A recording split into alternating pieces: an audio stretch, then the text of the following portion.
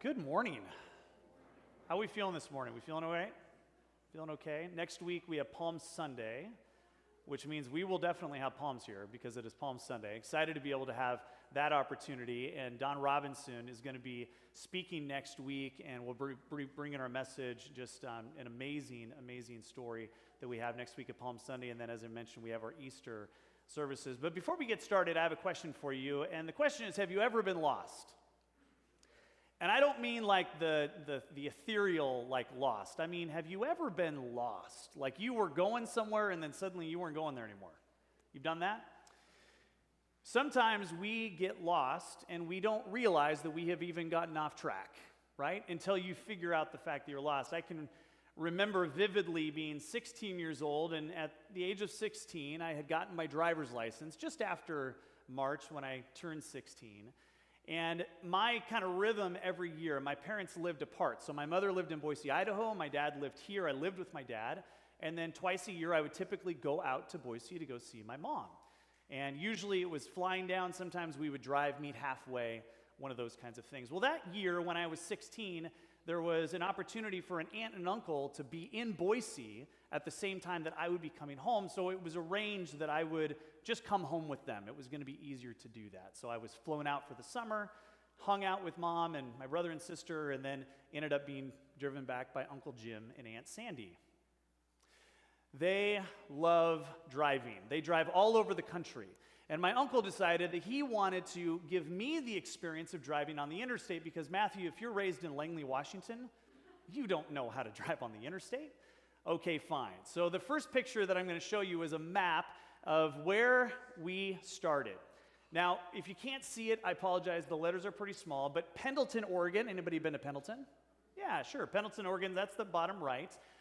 We had started in Boise, made our way up through Oregon, crossed the Blue Mountains, the Blues, had crossed the Blues and come off on the other side. And there's a little rest stop there, and so we switched drivers at that point and just continued to drive. Now, where we were going to get off is Stanfield. Stanfield's just a little bit before the 84 marker, and then go into Washington State from there. Anybody done this drive before? Yeah, lots of us have done this drive. So that's how it started. As it continued to our next slide, this is how it was going. We got to Stanfield, and here's the great thing, is that this is the point that Uncle Jim had said, Matthew, you're going to turn off here. But the problem was that he fell asleep.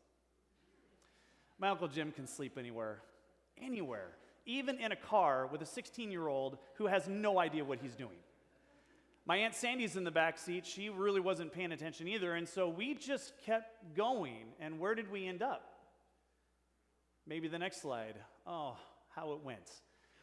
So he woke up about this point, and this is the point where now we are lost, right? I have no idea where we are, and I'm happy. I mean, I'm driving. Like, we're in a good spot at this point. But then the question is, in order to get to our goal, which is to get to Yakima, what do? Do we go backwards, retrace our steps, and go back through Umatilla, or do we continue over to Biggs Junction and cross over through Goldendale and head that way? Well, we just decided to be able to continue on. And what I learned in this kind of analogy when I was 16 years old is, number one, pay attention. But number two, even though you may be lost, there's always a way home. There's always a way home. Today we're going to be looking at a story that comes out of Luke chapter 19, verses 1 through 10. I'm going to invite you to join with me. Take out your Bibles. If you don't have it, we will have the words on the screen. But a story in which we see in this encounter between Jesus and ZACCHAEUS a genuine transformation. A genuine transformation that is possible to everyone who seeks and responds to the call of Christ. We have this relentless pursuit that Jesus has on our life, and we see God's grace in our lives. And so let's look at this story today out of Luke 19, 1 through 10. He entered Jericho and was passing through. And behold, there was a man named ZACCHAEUS. He was a chief tax collector, and he was rich. And he was seeking to see who Jesus was, but on account of the crowd, he couldn't, because he was small in stature. So he ran on ahead and climbed up into a sycamore tree to see him, for he was about to pass that way. And when Jesus came to the place, he looked up and said to him, "Zacchaeus, "Hurry, come down, for I must stay at your house today." So he hurried, came down, and received him joyfully. And when they saw it, they all grumbled. "He has gone in to be the guest of a man who is a sinner." And Zacchaeus stood, and he said to the Lord, "Behold, Lord, the half of my goods I give to the poor, and if I have defrauded anyone of anything, I restore it fourfold." And Jesus said to him, "Today salvation has come to this house, since he also is a son of Abraham. For the Son of Man came to seek and to save the lost." This is the word of the Lord. Thanks be to God indeed. I love this story. I mentioned a few weeks ago the flannel graphs, those flannel boards we had when I was really little. This was one of those stories where we got to put Zacchaeus up in a tree and just see him dangling there. This beautiful story. I want to provide a little bit of context of where we are. So I mentioned to the kids that we are on our way to Jerusalem, and there's a map that's going to show kind of where we are. And I apologize again for kind of how small this is, but you can see up at the top is Capernaum.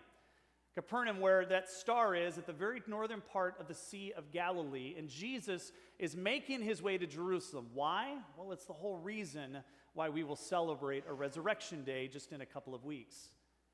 He's making his way down south. He's got to avoid Samaria, so he comes around the other side, and we see at the bottom Jericho. Now, many of us are familiar with Jericho. Jericho, the Old Testament city in which there was lots of activities, things that happened.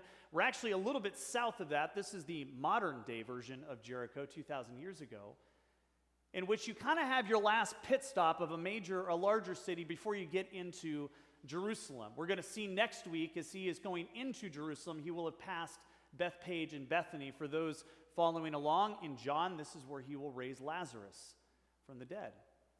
But they are in Jericho, and as they have walked into the city, the crowds are just starting to gather.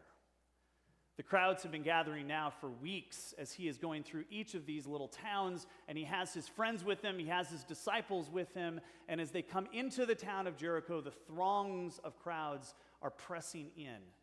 There are no two-lane roads. We don't have to get two expeditions by each other. These are narrow roads, and so the people are crushing in on Jesus and his compatriots as they are making their way through Jericho on the way to Jerusalem. And there's one individual who really wants to see Jesus. There's one individual who we're not given much of a description. We are told how tall he is. That's interesting. We're told that he's not a very tall man. We're told what his job is, which is interesting. And we're told what his enthusiasm will bring him to. Zacchaeus is a rich man. He's not a very tall man, but he is a rich man, and he is rich because he has defrauded his fellow people for years. Tax collectors end up getting placed into this special little category. We see Jesus often being accused of eating with prostitutes, tax collectors, and sinners. Tax collectors. People who would be commissioned by the Roman government to collect taxes on behalf of the Roman government, but if they wanted to keep a little extra for themselves, they were welcome to do so, and they did. These were fellow Jews who were defrauding their own people. Zacchaeus is the first one that we come in contact with who has the title of chief tax collector. What does that mean? Well, more than likely, he had regions that he would lease out to other tax collectors, maybe to somebody like Matthew or Levi before his name change, before he's called out of his tax collection booth and he follows Jesus as a disciple. But he would lease out these little regions, these geographies, and so as they got rich and wealthy, he would get rich and wealthy. And so Zacchaeus, who is in the crowd himself, he knows that Jesus is making his way into Jericho. He is compelled to run and find, who is this man? Who is this man that all the stories have been about? Who is this man that they say walks on water? Who is this man that heals people just by the sound of his voice? Who is this man that can change a life from one to the other, like flipping a light switch from dark to light? Who is this man? Who is Jesus? And we've talked about the last 2 months that it might be the most important question that we ever ask ourselves. Who is Jesus? Zacchaeus wants to see him. He wants to get up into where Jesus is, and the crowds are a little tall, and he's not, so he decides, I'm going to get to the place that I need to go, and there's a large sycamore tree. And if you've ever seen a sycamore tree, the cover of your program, I think, is a fairly apt description. It's thick, it's got big branches, and you can climb up into it. And so, like a child, he will gather up his robes, he will climb a tree, and he will wait until Jesus arrives. Now, I mention like a child because he's got to be a little bit resourceful in order to do what he is supposed to do here. And I told the kids, don't forget your faith. Jesus wants your childlike faith. And how often for many of us, we tend to lose that, don't we? And yet there's Zacchaeus, wealthy, rich, hated, pulls up his robes, climbs up into a tree like a child so that he can see Jesus. And there he comes. Helps us to be able to understand that seeking is one of these first steps that we have to take in transformation. There has to be a desire on our side to want to be transformed, a need. So there's something that Zacchaeus has recognized in himself, and I have to wonder, as a son of Abraham, as a Jew, if he's remembering some of the stories that go all the way back to the beginning, in which God, who had created all of what we know, he created everything and then watched his humanity threw it away. If he remembered the story of God saying, there will be one who will come. There will be one who will crush the head of the snake. And then throughout this family of Abraham and Isaac and all of the different characters that we see throughout the Old Testament, the promise that we have has come. Does he remember some of that? Maybe this is that man, the Mashiach. This is the Messiah that's been promised. Throughout the Old Testament, we've had this kind of an outline of who the Messiah is going to be. We hear that he's a Prince of Peace. We hear that he's the King of Kings. We hear that he is going to be the Lord of Lords. But we also heard that he'll be led like a lamb to the slaughter. And at the end of the Old Testament, those Hebrew scriptures, we get all these descriptors, but we're never told who. That wouldn't happen until we open up Matthew. Zacchaeus wants to be with Jesus, and so he climbs this tree and he waits. And Jesus stops in the crowd, and he looks up into that tree, and he sees Zacchaeus waiting for him. What does he say? Well, let's take a look. Again, I'm in chapter 19, and in verse 5, it says, Jesus came to the place, he looked up, and he said to him, Zacchaeus, hurry, come down, for I must stay at your house today. How does he know his name? I mean, Matthew's with him. Maybe Matthew knew him, and so he's feeding Jesus information, but I don't know about that. I tend to think that he knew him because he's Jesus. And Jesus knows things. And he looks up into that tree, and he can see what childlike faith, what enthusiasm Zacchaeus must have to be able to see him, and he recognizes him, and he calls out to him. What does he say? Well, he says, hurry, come down, for I must stay at your house today. Jesus calls. I mentioned that for the people in the crowd, this would have been unheard of. In fact, most of them might have been looking at, how can we protect Jesus from this guy? Because the things that he's had to do in order to be in his position, well, they just make you cringe. How he's defrauded maybe his own family, but he's definitely defrauded the extended family, all in the name of collecting for the wealthy.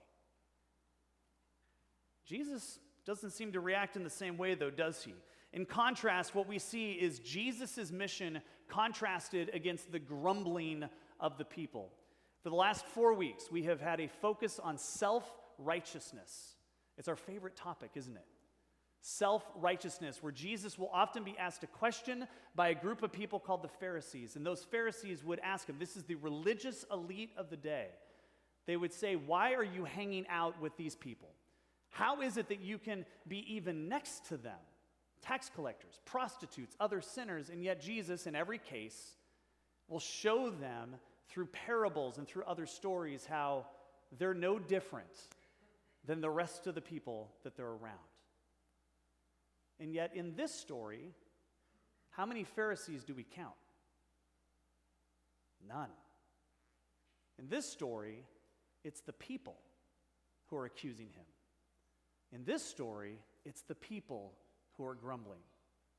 And I wonder for us if there's a lesson in there about how we act, how we see those who maybe we don't approve of for whatever reason, and we judge them because we can't hang out with those people. How often are we in that position? Because in this story, that's what we see. The people are grumbling and Jesus is calling. The people are mumbling and Jesus is calling. Come on down out of that tree. I'm staying at your house today. Jesus will receive openly anyone, despite the opinions of others. And boy, my hope for you this morning is if you are here and you don't have a relationship with Jesus, and maybe part of the reason is because of what you have seen in the attitudes or behaviors of those who identify as followers of Jesus, and you've allowed that to be the reason why you won't pursue him, could I encourage you to change your mind this morning and look at this story and look at who Jesus is. Open up the word and say, he couldn't stand those people either. He couldn't stand that behavior either. And he would call people out. Woe to them in Chorazin. Woe to them in Bethsaida. It will be a better place for Sodom and Gomorrah than for you. Jesus despises self-righteousness. We often focus on sins, we often focus on behaviors, and we forget that at the end of the day, what Jesus is calling us to is to a relationship. What we see in Zacchaeus is a man that was hated by the people, and yet he wanted so badly to be in the same space as Jesus. He climbed a tree, he looked over the crowds, he would not allow them to prevent him from seeing Jesus, and Jesus reaches out and says, come on down, because I'm coming to your place for dinner. Now, there's a little kind of known piece of this, which I think is interesting for us to be able to see, is that when Jesus invites himself over, he's not just inviting himself over for a cup of coffee. I think maybe as we read this story, we might look at it and think, this is Jesus saying, I'm just going to come over and hang out with you for a little while. But the word reside that's used here, the Greek word that's used here, means that he's going to stay with him. Jesus is saying, I'm coming over and I'm staying. If he's coming over to have a meal with him, that means that he's going to be staying the night with him. And so as the people are grumbling, they're not just grumbling about the fact that this man is in the same orbit as Jesus, but how in the world could this man and Jesus spend any amount of time, especially under a roof together? And yet that's what Jesus wants to do, is to spend time with this man named Zacchaeus. And what do we see? We see a life transformed, don't we? We see him respond. Now, what's interesting is that Jesus doesn't say, if you do these things, then I will help you. If you do these things, then you will be saved. He doesn't say that, does he? What he says is, come on out of that tree. I'm coming over to your house today. I want to have a meal and break bread with you today. And then what is Zacchaeus' response? Well, just a little bit further down the road, he says, when he saw it, they had all grumbled. He's gone in to be the guest of a man who is a sinner. But Zacchaeus stood and he said to the Lord, Lord, behold, the half of my goods I give to the poor. If I have defrauded anyone of anything, I restore it fourfold. He restores it fourfold. The response of knowing that he is being transformed from the inside out is that he's going to give back what it is that he's defrauded. Now, he could look at the Bible and say, I'm going to give 10%, or he could look in Numbers and see that he really only owes those that he's taken from 1 1/5, which is what the law would say. But that's not what his response is it? His response is, I'm going to take half. This is a wealthy man. I'm going to take half of everything I have and I'm going to give it to the poor. And if I've defrauded anyone, I'm not going to give 120%. I'm going to give 400%. When we come in contact with the God of the universe who loves us, who has picked us up and dusted us off and changed us, our response is radical generosity. Amen? The response that we see in the story is radical generosity. We don't see him say, what's the minimum standard, and allow me to give that. What he says is, I want to give everything. We told the kids the story just 2 weeks ago about the woman who showed up at the collection box and she gave everything that she had, 2 coins. She gave everything. And Jesus wanted his disciples, he wants us to see that a life that is transformed is not just a life that gives the minimum, but that we give our lives radically. We welcome people into our homes. We take care of those who need to be taken care of. We send money around the world so that people who can hear the gospel who otherwise would never be able to hear the gospel. And then what is the response? Jesus says this, today salvation has come to this house since he is also a son of Abraham. He's a son of Abraham. Through his faith, righteousness will be credited to him.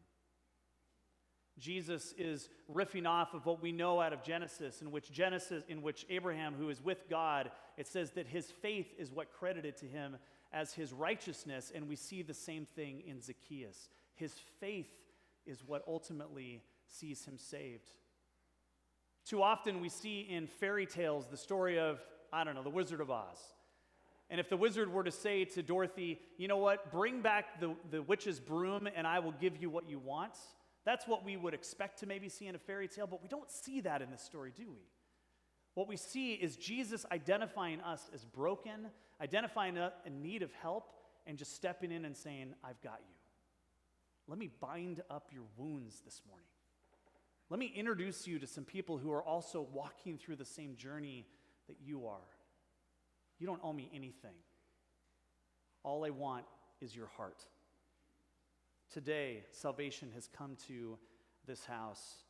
And Jesus will then state the line that often gets quoted when we are talking about what his role is. The Son of Man came to seek and to save the lost. This man came to seek and to save the lost. That is the role Jesus has. And as Jesus is making his way towards Jerusalem, as he has set his face, and we are just a few weeks out from the point that he will be crucified after being welcomed by the crowds, in which then he will be raised after he was dead. What does he want us to hear? I have come to seek and to save the lost. Who? The lost. The reason for this man's salvation, Schweitzer would say, is not Zacchaeus' act of penance, but his solidarity with Abraham. That is God's free grace. Jesus sought a lost Zacchaeus, but Jesus did not leave him there. He saved him. He saved him. For some of us this morning, this is a story that we need to hear. That Jesus is not worried about how much you have to give. He just wants you. He just wants your heart. He wants your obedience. He wants you to be able to have a posture of, God, I love you and support you because you loved and supported me first. Now what do you have for me? And through a life filled of radical generosity, we go out and serve, and we give, and we love because he first loved us. We may ask the question, is that what does Jesus have to offer that maybe we don't see even in the story? Well, last week we talked about Philippians 2, 5 through 9, where Jesus, who did not comprehend or did not believe that we could comprehend him as God, as in the radiant glory of God, pours himself out into humanity so that he could live a life similar to what we lived, and then he would be crucified and would be killed and then would be raised. Jesus was the ultimate insider, wasn't he? Jesus was in heaven with God and pours himself out of that so that he could be an outsider on our behalf. So that he could be an outsider on our behalf, which allowed him to extend grace to all people regardless of their past, regardless of their circumstances. To have his salvation flow through our lives We have to be willing to climb trees, to look over the crowds, to look through what other people may say about us or say about who he is, and invite Jesus into every aspect of our lives. To invite him into every aspect. This is the essence of the gospel, embracing a supernatural reality of Christ's love, which allows us to be transformed from the inside out. Amen? Do we see this as good news this morning? I'm not convinced. Do we see this as good news this morning? Yes. Gosh, I would hope so. We're going to have an opportunity to be able to take communion and be at table together where we are reminded of what it is that Christ gave up for us. Remember, he was the ultimate insider who gave up everything so that he could be an outsider on our behalf. And for those of you who are this morning who may be just exploring what all this means, I want you to hear that Jesus wants you. He wants to be with you, and he can speak to that experience because he's lived it. I'm going to invite our worship team to come on up this morning as we finish our time, and we will transition into our time of communion.